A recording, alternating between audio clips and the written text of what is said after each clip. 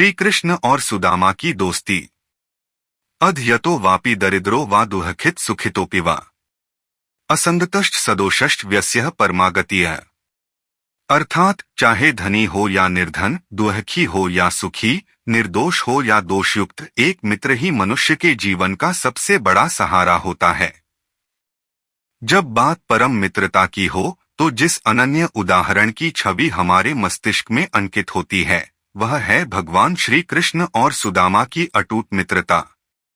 प्रेम और मुक्ति के दाता परमब्रह्म कृष्ण की शक्ति अनंत है, लेकिन अपने मित्रों के लिए उनका स्वरूप उतना ही शांत व मनोरम था।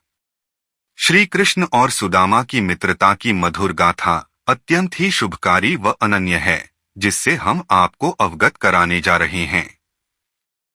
श्रीमद् भागवत पुराण के अनुसार श्री कृष्ण और सुदामा बाल्यावस्था में साथ गुरुकुल में शिक्षा प्राप्त किया करते थे। उन दोनों की अटूट मित्रता का बंधन वहीं शुरू हुआ। परंतु जब शिक्षा ग्रहण की प्रक्रिया समाप्त हो गई तो दोनों मित्रों को दुखी मन से एक दूसरे से विदा लेनी पड़ी। कालांतर में सुदामा बहुत बड़े पंडित ब्राह्मण बने, परंतु उनकी आर्थिक अवस्था बिल्कुल क्षीण थी। वे अत्यंत ज्ञानी, शांतचित्त व पराक्रमी थे, लेकिन किसी प्रकार का संग्रह नहीं करते थे। हर दिन पूजा पाठ से जो कुछ उन्हें मिलता वही घर ले आते और उसी में अपना गुजारा करते थे। उनके वस्त्र भी पुराने और फटे-चिटे थे और अत्यंत मुश्किल से वे अपने परिवार सहित अपना जीवनयापन कर रहे थे। अंत में एक दिन सुदामा की दुखी पत्नी उनके पास आई और उनसे परिवार की दरिद्रता भरी अवस्था पर विलाप करने लगी।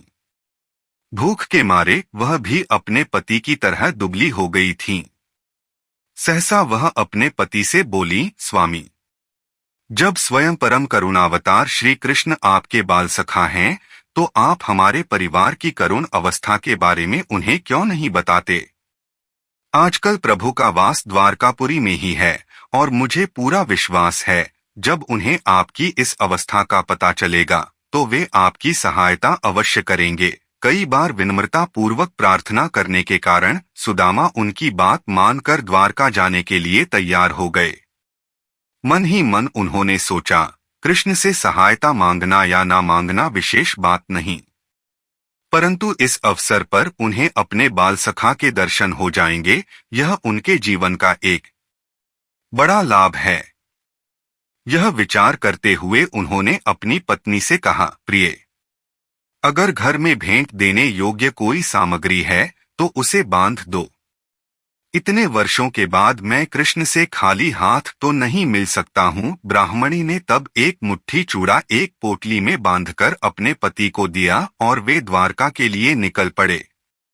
पूरे मार्ग में सुदामा बस यही सोचते हुए जा रहे थे कि उन्हें कृष्ण के दर्शन प्राप्त होंगे या नहीं, और अगर होंगे भी तो कैसे। अंततः यह सब सोचते हुए सुदामा द्वारका पहुंचे। वहां पहुंचते ही सुदामा अन्य ब्राह्मणों के साथ यादवों के महल तक पहुंच गए, जहां जाने की अनुमति सबको नहीं होती। उस महल के बीचों बीच श्री कृष्ण का सुसज्जित महल था, जिसमें प्रवेश करते ही सुदामा को ऐसा लगा जैसे कि वे स्वर्गपुरी आ पहुंचे हो। उस समय श्री कृष्ण अपनी पत्नी रुक्मिणी के पलंग पर विराजमान थे। जैसे ही सहसा उनकी नजर द्वार से प्रवेश करते ब्राह्मण पर पड़ी, वे दौड़कर उनके पास पहुंचे और उन्हें गले लगा लिया। यह दृश्य मानो पुण्य मिलन का दृश्य था। श्री कृष्ण के कमलनयन से अश्रु की धारा बहने लगी और वे अपने प्रिय सखा से मिलकर अत्यंत आनंदित हुए। सुदामा के लिए भी यह क्षण अत्यंत भावपूर्ण था, क्योंकि उन्हें आशा नहीं थी कि श्री कृष्ण को इतने वर्षों बाद भी उनका स्मरण रहेगा। अत्यंत प्रेम से उनका स्वागत सत्कार करने के बाद दोनों मित्र अपने पूर्व दिनों का स्मरण करने लगे। इस दौरान श्री कृष्ण ने सुदामा को गुरु की महत्वता का ज्ञान भी कराया।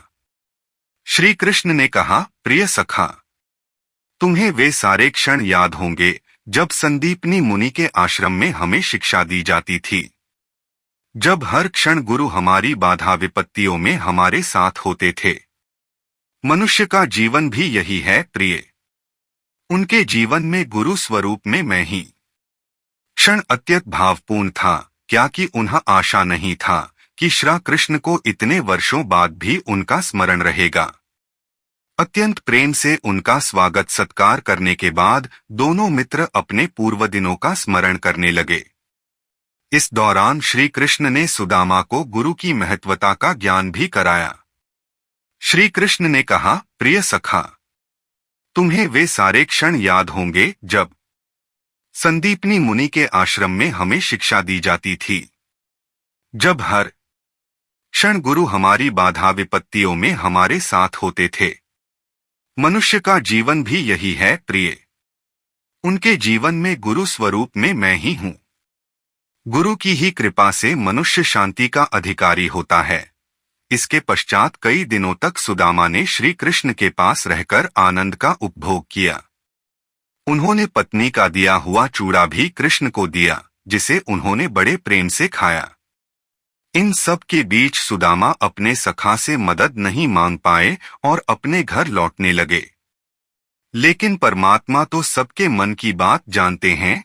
उन्होंने सुदामा के जीवन को ऐश्वर्यों से भर दिया। ऐसी थी दोनों की दिव्य मित्रता। तो भगवान श्री कृष्ण और सुदामा की यह कथा हमें भी यही सीख देती है कि मनुष्य का जीवन सच्ची मित्रता से और भी सुंदर बन जाता है। क्या आपको परम मित्रता की यह सुंदर कथा अच्छी लगी? अगर हाँ तो ऐसी ही और सुंदर कथाओं के बारे में जानने के लिए चैनल लाइक करो, शेयर करो, सब्सक्राइब करो।